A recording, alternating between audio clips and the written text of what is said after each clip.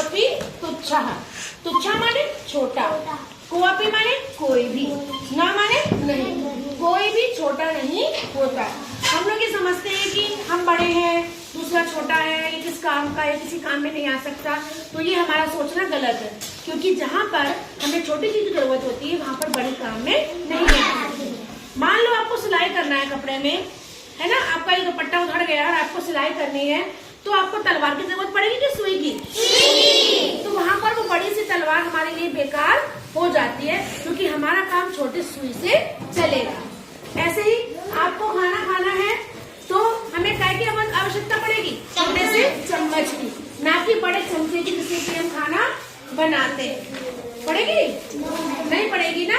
तो छोटी चीज का अपना अलग महत्व है और बड़ी चीज का अपना अलग महत्व है। दोनों ही चीजें अपने अपने काम में आती हैं, दूसरे काम में कोई चीज नहीं आ सकती, चाहे वो छोटी हो चाहे वो बड़ी हो। यहाँ पर भी देख रहे हैं बड़ा सा हाथी है और छोटी सी चींटी है। ये हाथी और चींटी की कहानी है, इसमें दिखाया जाएगा, आप देखेंगे आगे आके कि हाथी बहुत बड़ा है और चींटी कितनी है? छोटी सी है। लेकिन छोटी सी चींटी ही हाथी को हमें अंत में क्या कर देगी? हरा देगी। ठीक है, तो हम यहाँ से देखते हैं, आप लोग उंगली रखेंगे और मेरे साथ साथ पढ़ेंगे, ध्यान सुनेंगे, पढ़ेंगे नहीं, ठीक है, बोलेंगे नहीं। एकदा वने एकः गजः पिपीलिका च मिलितः। गजः मीन्स हाथी, पिपीलिका मीन्स चींटी। एकदा माने एक बार, वने माने जंगल में, एक हाथी और एक चींटी मिलता मीन्स मिलते हैं। एक बार एक जंगल में एक हाथी और चींटी मिलते हैं, दोनों की क्या होती है? मुलाकात होती है। रे पिपीलिके मम मार्गात् दूरी भव अन्यथा अहम त्वाम मर्दिष्यामि। अब हाथी गुस्से में आया, उसको लगा अरे छोटी चींटी मेरे रास्ते में कैसे आ गई, तो उसने उससे क्या कहा? रे पिपीलिके, हे चींटी।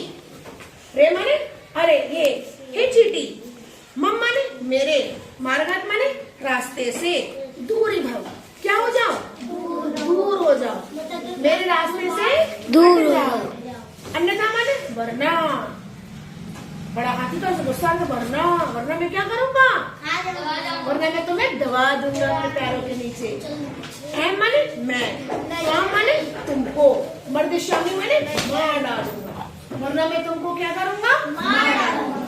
तो हाथी बोला हे चींटी, मेरे रास्ते से दूर हट जाओ, नहीं तो मैं तुम्हें मारूंगा। तदैव वने तीव्र वर्षा आरब्धा भवति। तदैव माने उस ही समय, वने माने जंगल में, तीव्र वर्षा माने बहुत तेज बारिश, आरब्धा माने प्रारंभ, भवते मीन्स हो गई। उसी समय जंगल में क्या शुरू हो गई? बहुत तेज बारिश शुरू हो गई। गजः पिपीलिका च एकस्यां गुहायां प्रविष्टः। गजः मीन्स हाथी और चींटी, एकस्यां माने एक, गुहायां माने गुफा में, प्रविष्टः माने प्रवेश करते हैं। अब उस पानी से बचने के लिए दोनों लोगों ने क्या किया? दोनों को एक गुफा दिखाई दी तो दोनों लोगों ने उस गुफा में घुसने की कोशिश की। बारिश से बचने के लिए चींटी और हाथी दोनों ही एक गुफा में प्रवेश करते हैं। फिर क्या हुआ देखो, तीव्र वर्षा कारणात् एकः विशाल शिला गुहाया द्वारे पतति। तीव्र वर्षा माने तेज बारिश के कारण, कारणात् माने कारण, एका माने एक, विशाल माने बड़ा, शिला माने पत्थर का टुकड़ा, गुहाया माने गुफा के, द्वारे माने दरवाजे पर, पतति मीन्स गिर गया। जब बारिश आती है साथ में आंधी भी आती है ना, तो आंधी आती है तो पेड़ वगैरह है, जो पत्थर वगैरह है, वो सब क्या हो जाते हैं? गिर जाते हैं। तो ऐसे ही क्या हुआ, बहुत तेज बारिश आने की वजह से एक पत्थर का जो टुकड़ा था वो सीधे गुफा के दरवाजे पर आकर गिर गया और दरवाजा क्या हो गया? बंद हो गया, दरवाजा बंद हो गया। गजः अनेके प्रयत्ने अपि तां शिलां मार्गात् दूरी कर्तुं न शक्नोति। गजः मीन्स हाथी, अनेके माने बहुत, प्रयत्ने मीन्स कोशिश करने के बाद भी, तां शिलां मीन्स उस पर्वत को, उस पर्वत के टुकड़े को, मार्गात मीन्स रास्ते से, दूरी माने दूर, कर्तुम न शक्नोति नहीं कर सका। बहुत कोशिश करने के बाद भी हाथी उस पत्थर के टुकड़े को उस दरवाजे से नहीं हटा सका। पिपीलिका लघु आकार कारणेन बहि गंतुम समर्था भवती। लेकिन चींटी क्या थी, छोटी सी थी, तो वो कहाँ से घुस गई, जरा सी जगह में से वो क्या हो गई, गुफा के अंदर घुस गई। पिपीलिका चींटी लघु आकारा माने छोटे होने के कारण, वही माने बाहर से ही, गंतुम समर्था भवती अंदर जाने में समर्थ हो गई, अर्थात चींटी ने उस गुफा के अंदर प्रवेश कर लिया। पिपीलिका वो मित्राणी आगच्छन्तु आगच्छन्तु शिलाम दूरी कर्तुम सहयोगम कुर्वन्तु। चींटी वो मित्राणी अपने मित्रों से बोली, आगच्छन्तु आओ शिलाम दूरी कर्तुम सहयोग कुर्वन्तु, और शिला के दरवाजे को दूर करने की कोशिश करो, यानी कि जो पत्थर का टुकड़ा रखा हुआ है उसको हटाने की कोशिश करो। पिपीलिका वनस्य अन्य पशुनाम सहाय्येन शिलाम दूरी दूर करोति।